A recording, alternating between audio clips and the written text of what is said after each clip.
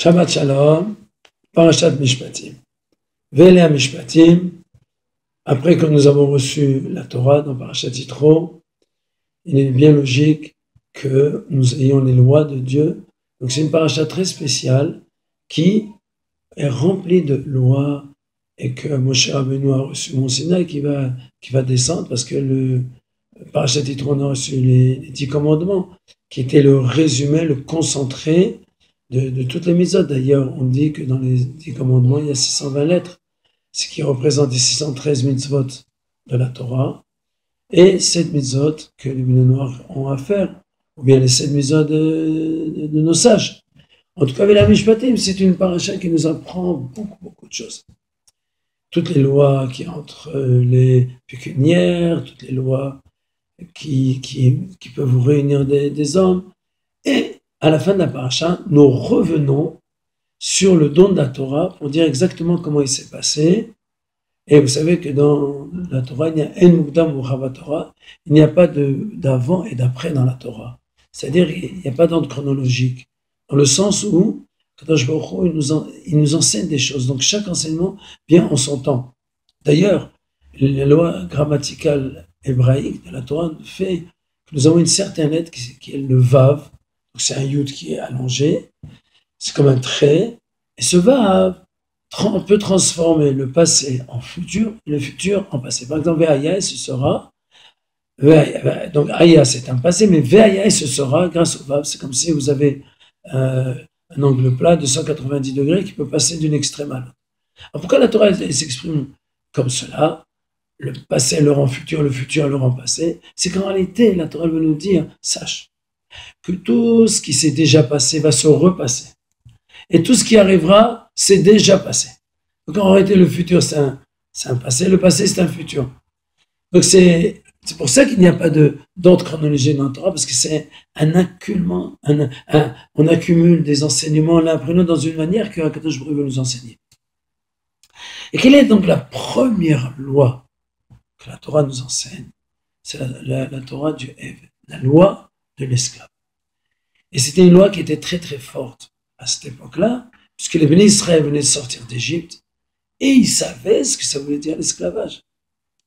Et donc, l'amour qu'Akadosh Baruch Hu a dévoilé au nom de la Torah, comme l'explication chassidique de Kafa Alaim Har Kegigit, Dieu leur a mis une montagne qui les a couverts en leur disant est-ce que vous acceptez la Torah ou pas, c'était que, c'est pas qu'on les a obligés, mais que le côté dit, le côté Torah dit, là, Zaken explique, qu'il leur a tellement dévoilé un tellement grand amour qu'ils ne pouvaient pas refuser.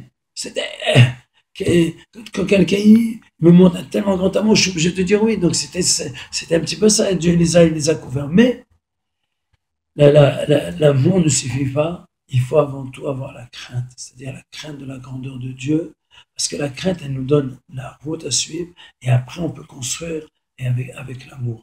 Et ça, c'est la première loi que la Torah nous demande, nous parle après le Mont Sinaï. N'oubliez pas que vous étiez des esclaves et que je vous ai sorti de cet esclavage et que vous devez accepter sur vous avec amour comment servir à Kadosh Baruch Hu. Et la Torah, elle va d'une loi à l'autre en nous disant que 6 années, il devra être l'esclave. Et que la 7e, il devra sortir. Donc on voit qu'il y a les 6 jours et le Shabbat. Dieu a donné aussi 6 années de travail de la terre et la 7e, elle doit sortir. La même chose pour l'homme. On a le temps, l'espace. La même manière dans l'homme. Il y a 6 années de travail. Après, il doit sortir. Il doit se ressourcer et repartir de plus belle. Alors je voudrais choisir une petite loi qui est écrite dans cette fameuse paracha. Puisque là-bas, on apprend toutes les lois des gardiens. Celui qui garde gratuitement un objet, quelles sont ses obligations. Celui qui garde un objet, mais il est rémunéré, on le paye. Quelles sont ses obligations? Ou bien si quelqu'un emprunte un objet. Maintenant, il y a aussi une loi. Celui qui a loué un objet, est-ce qu'il est comme un gardien gratuit ou un gardien rémunéré? C'est une discussion de Rabbi Meir et Rabbi Meir et Rabbi Yehuda. En tout cas, je voudrais revenir sur une loi. La Torah nous dit que quand quelqu'un prend un objet à titre de garde, où il devait le garder, et que son propriétaire vient le réclamer, et qu'en réalité, cette personne qui garde l'objet a une créance chez l'autre personne. C'est-à-dire, Reuven doit à Shimon 100 euros. Maintenant, Shimon a un objet de 100 euros qu'il garde, que Reuven lui a confié. Donc Shimon pourrait dire, ah, je viens te rendre ton objet, mais d'abord rends-moi mes 100 euros. Puisque tu me donnes 100 euros et cet objet vaut 100 euros. Alors la Torah nous dit qu'on n'a pas le droit. C'est-à-dire, puisqu'il nous a fait confiance, tu dois d'abord donner l'objet, et après tu t'arrangeras avec lui. D'où est-ce qu'on apprend ça?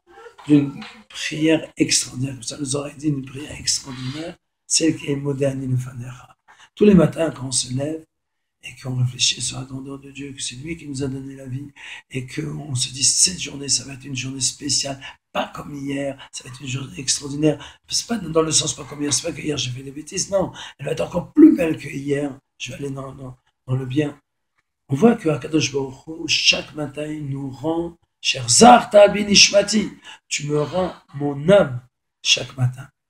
Et bien que des fois, nous sommes créancés vis-à-vis de Akadosh Baruch Hu, vis-à-vis de l'Éternel, énormément de choses. Mais Akadosh Baruch Hu se conduit avec nous, avec confiance. Tu me l'as donné à garder, je te la rends. Ça, c'est un des enseignements de la Parashat Mishpatim. Nous sommes les serviteurs de Akadosh Baruch Hu.